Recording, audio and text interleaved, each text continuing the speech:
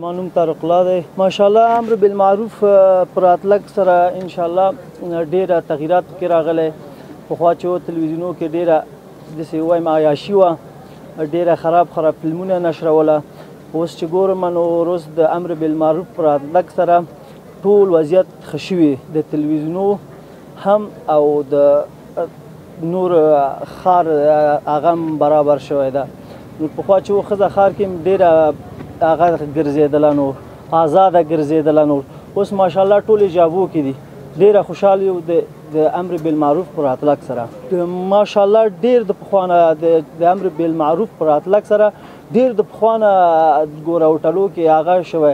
پخوا چې موسیقیان یو او بچه بازیان یو هغه نور درته چې وایم چې بیخي نور هماغه دننه هوټل کې قرار آزاده ناست و، موزو په سر بوتلونه و، شراب و کباب و. اوس ماشاءالله چې زه هوټلو کې ټول نعتونه دي، نو ډیر خوشحال یو د امر بالمعروف پر راتلک سره.